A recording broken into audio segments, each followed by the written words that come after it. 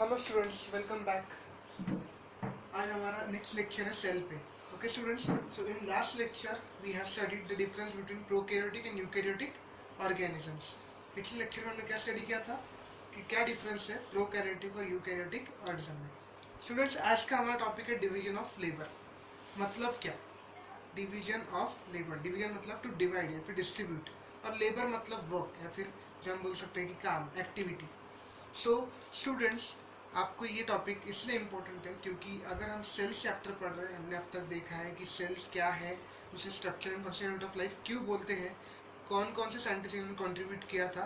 सो आपको वो भी रिवाइज करना आवश्यक है। सो उसके बाद स्टूडेंट्स अभी हमने देखा था प्रोकैरियोटिक यूकैरियोटिक सेल के बीच में का डिफरेंस। हमने बस डिफरेंस देखा, हमने क्या बेसिक होता है, क्यों होता है, ये सब डिफरेंस देखा। लेकिन अब वो डिफरेंस का यहाँ एप्लीकेशन करना है और क्यों वो था तो वो भी समझेंगे हम।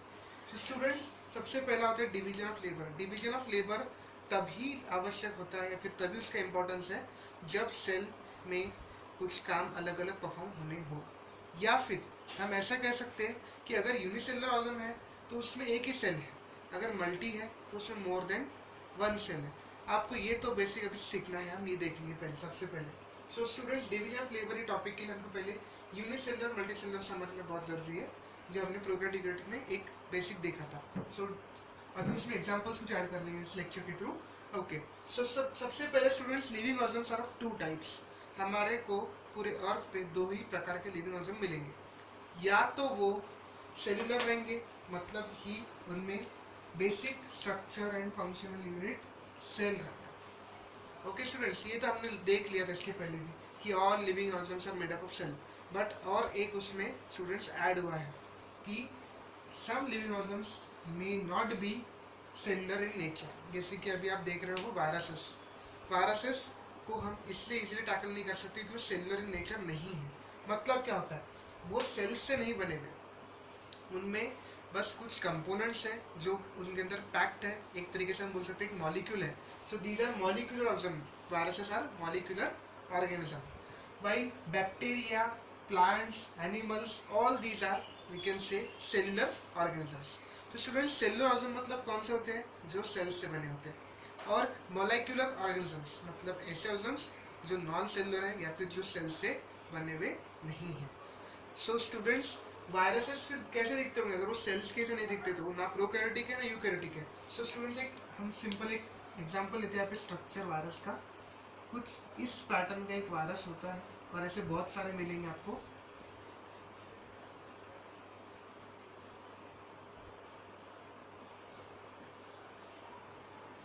जस्ट लाइक अ स्पाइडर, अपने स्पाइडर देखिए तो कुछ वायरस ऐसे मिलेंगे जिनके अंदर न्यूक्लिक एसिड रहेगा ही रहेगा। कुछ वायरस हमको ऐसे मिलेंगे इनके अंदर एनवलप रहेगा इस तरीके से। So there are many types of viruses found in now. Okay, so बहुत सारे ऐसे वायरसेस अब तक मिल चुके हैं। बट इनमें और सेलुलर में डिफरेंस क्या है? Viruses are not made up of cell, but they can be comprise of some compartments और we can say some components of cell. For example, जो ये हम बोलते हैं प्रोटीन कोट या फिर जो हम बोलते हैं एनवलप, तो ये एनवलप वायरस से किससे मिल रहा है स्टूडेंट्स? सेल से। सो वायरसेस सेल पर अटैक करते हैं और उनके जो कंपोनेंट्स हैं उसको यूज करते हैं as a building block of their और ओन सिस्टम और body system. So viruses students is are non cellular और we can say molecular organisms. So ये एक्सेप्शन है, और ना ही ये पूरे लिविंग है ना ही पूरे नॉन लिविंग। ये बॉर्डर लाइन आते हैं on living organisms as well as non living organisms. So students, आते हैं हम अब सेल चैप्टर पे, मतलब सेलुलर ऑर्गन पे। So cellular organs are of many kinds. They may be unicellular and they may be multicellular. मतलब क्या होता है स्टूडेंट्स? सो लिविंग ऑर्गन्स जो सेलुलर इन नेचर है वो कितने टाइप के हो सकते हैं? यहाँ पर वो यूनिसेलुलर भी हो सकते हैं और मल्टी सेलुलर भी हो सकते हैं। इसका मतलब क्या होता है स्टूडेंट्स? हमने लास्ट लेक्चर में प्रोकैरियोट्स एंड यूकैरियोट्स देखा था। सो स्टूडेंट्स, उसी तरीके से अब हम देखते हैं कि सारे लिविंग ऑर्गन्स जो अर्थ पे पाए जाते हैं या तो यूनिसेलुलर या तो multicellular, depending on the number of cell, so we can say depending on the number of cell or quantity of cell present in it. But depending on the type of cells, you will be having which difference between the prokaryotes and the eukaryotes. So students, हम बोल सकते हैं कि जितने भी living organisms हैं वो basically दो टाइप के सेल से बने हुए, कुछ बने होंगे प्रोकैरियोटिक सेल से, कुछ बने होंगे यूकैरियोटिक सेल से। सो यूनिसेलुलर हमने देखा था लास्ट लेक्चर में, जो डिफरेंस बिटवीन था उसमें prokaryotic cells are unicellular but all, अब ये हम बोल सकते हैं कि all prokaryotic cell, all prokaryotic cell और we can say prokaryotic cellular organisms are, या फिर ऑल प्रोकैरियोट्स लिखता हूँ मैं स्टूडेंट्स यहाँ पर, सर एकदम सिंपल करते इसको, all prokaryotes are unicellular. So students इसका मतलब क्या होता है, सारे प्रोकैरियोट्स जो होते हैं वो यूनिसेलुलर, मतलब एक ही सेल से, यूनि मीन्स वन और we can say single, uni मतलब सिंगल, यहाँ पर यूनि मतलब क्या होता है स्टूडेंट्स, सिंगल, जिसे एक अकेला cell. So all prokaryotes are unicellular but all unicellular are not prokaryotes. अब इसका मतलब क्या होता है, मैं यहाँ पे एक बार लिख दूँ sentence, all unicellular organism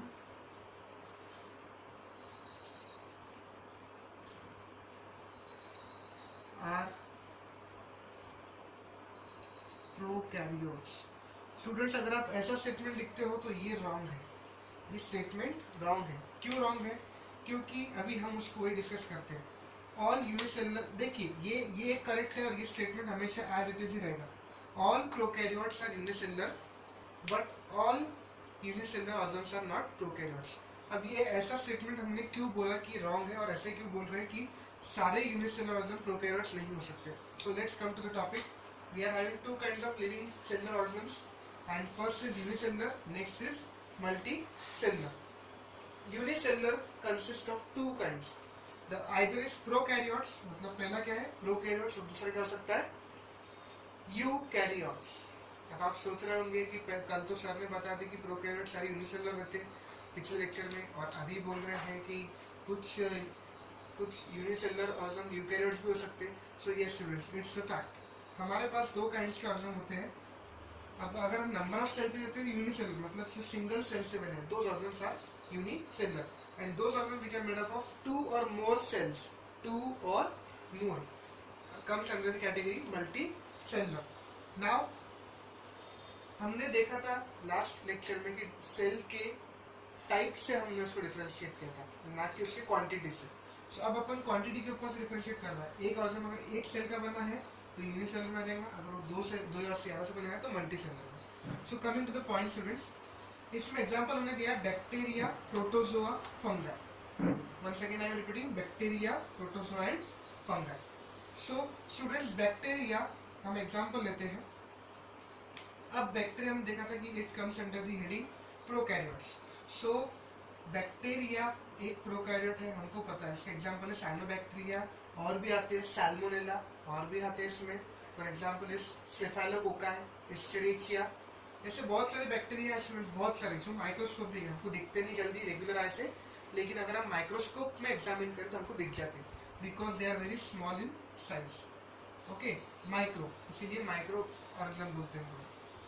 okay, सो अब ये तो हो गया बैक्टीरिया का में आया था स्टूडेंट्स प्रोकैरियोट्स में। सो मैं यहाँ पर एक यहाँ पर एरो देके लिख देता हूँ, प्रोकैरियोट्स। इसमें हमने कौन सा लिखा है, बैक्टीरिया। अब स्टूडेंट्स यूकैरियोट्स, यूकैरियोट्स में कौन सा एग्जांपल ले सकते हैं हम, plants, animals. So animals and plants both are under the category known as eukaryotes और eukaryota, but there are some more animals which are very smaller in size, eukaryotic organisms। कुछ ऐसे स्टूडेंट्स एनिमल्स भी, या फिर हम बोल सकते हैं ऐसे प्लांट्स भी है जो बहुत ही छोटे हैं और यूनिसेलुलर है। सो ऐसे कुछ एग्जांपल्स हमने लिखे हैं यहाँ पर। हमने एनिमल का लिखा है प्रोटोजोआ। प्रोटोजोआ एनिमल कैसे हुआ? So protozoa is a unicellular animal students. इस तरीके से क्यों, एक प्रोटिस्टा ग्रुप में भी कंसीडर कर सकते हैं हम इसको, और हम बोल सकते हैं कि ये यूकैरियोटिक है। सो दो ही टाइप के सेल्स मिलते हैं, prokaryotic and eukaryotic. Prokaryotic are we can say unicellular nature and they are the primitive organisms, मतलब पहले आए हुए। उसी तरीके से पहले कुछ सेल्स भी आ सकते हैं ना स्टूडेंट्स, एनिमल्स भी कुछ पहले आ सकते हैं। तो जो एनिमल्स पहले आए थे लेकिन वो यूनिसेलुलर रह गए, वो डेवलप हुए बैक्टीरिया वगैरह से आगे, बट वो कैसे रह गए, यूनिसेलुलर, वो मल्टी में कन्वर्ट नहीं हुए। ऐसे ऑर्गेनिज्म को हम क्या बोल सकते हैं स्टूडेंट्स, प्रोटिस्टा ग्रुप या फिर प्रोटोजोआ ग्रुप। इसमें अमीबा आता है, आपने नाम बहुत बार सुना होगा, अमीबा एंड पैरामीशियम, और भी काफी सारे आते हैं जो प्रोटिस्टा ग्रुप में या फिर प्रोटोजोआ ग्रुप में कंसीडर किए जाते हैं। प्रोटो मतलब स्टूडेंट्स, प्रो मतलब प्रिमिटिव और zoa means animals, that's why protozoa मतलब बहुत ही पहले आए हुए एनिमल्स और जो बहुत ही प्रिमिटिव थे। अमीबा बहुत पहले आया हुआ हमसे भी। Okay, so students next is फंगा।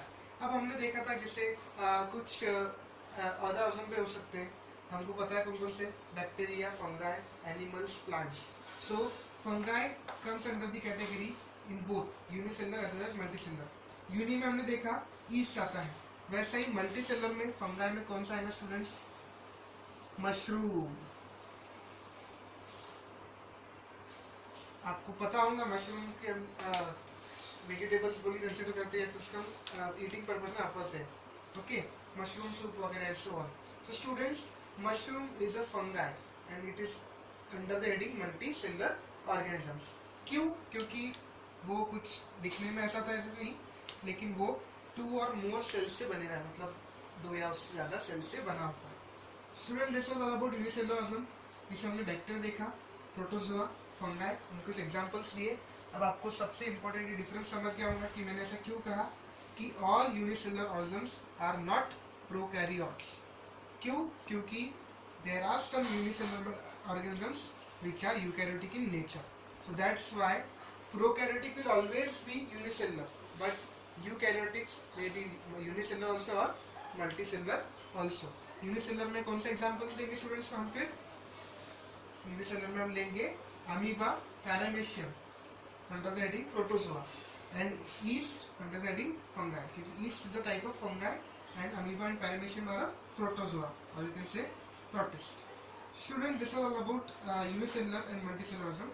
Now multicellular में हम कुछ एक स्ट्रक्चर देख लेंगे, आपको इससे और क्लियर हो जाए आइडिया।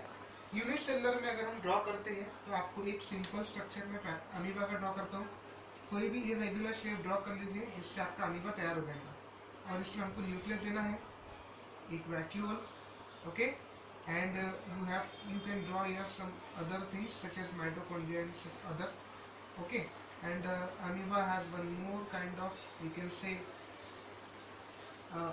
जब वो किसी अपने फूड की तरफ जाता है तो वो एक उसके प्लाज्मा मेम्ब्रेन या फिर सेल वॉल की एक आउटग्रोथ करता है, जिसको अपन बोलते हैं स्टूडेंट्स, सपोज ये फूड है तो ये अमीबा की आउटग्रोथ हो गई, इसको हम स्यूडोपोडिया बोलते हैं। मैं आप नाम लिख देता हूँ,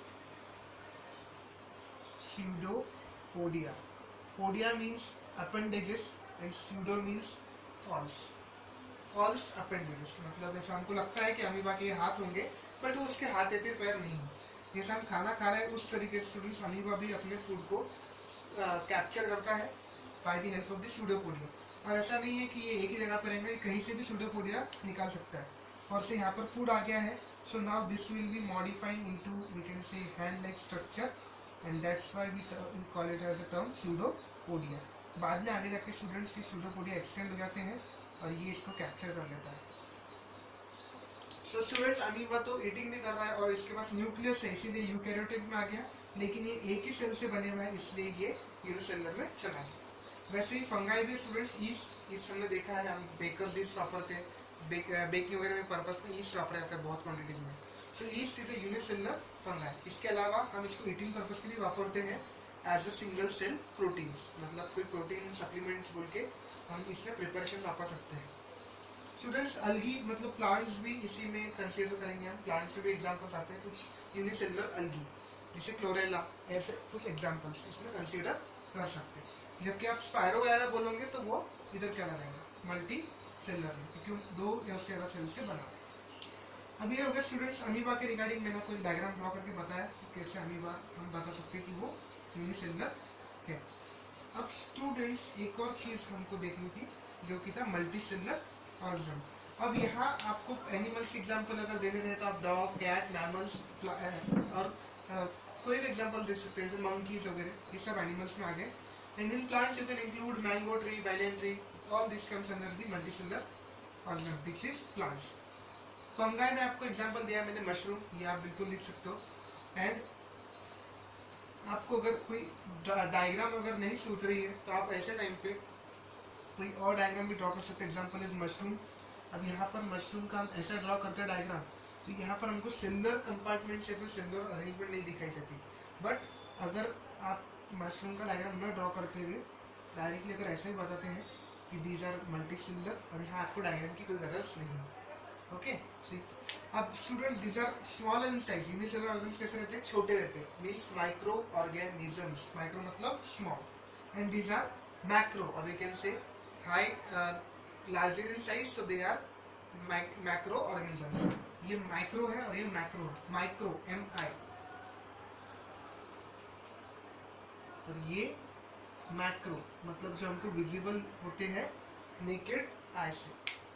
Okay students, so this was all about prokaryotic eukaryotic division with including unicellular and multicellular organisms. So eukaryotic multicellular organism के एग्जांपल कौन कौन से? सारे multicellular eukaryotic ही हो गए। All eukaryotic organisms are multicellular, but some of them are also unicellular. So अब मैं इस पेन से मार्किंग करता हूँ, ये एक यूकैरियोट है, ये भी एक यूकैरियोट है, ये भी एक यूकैरियोट है students, this also eukaryote, this also eukaryote. So आप डिफरेंस पॉइंट में एक अच्छा ऐड कर सकते हो कि all prokaryotes are unicellular and all eukaryotes में some eukaryotes may be unicellular and some may be multicellular. Okay students, तो ये था हमारा बेसिक पॉइंट एक जिसके ऊपर से हम division of labour part discuss कर सकते हैं।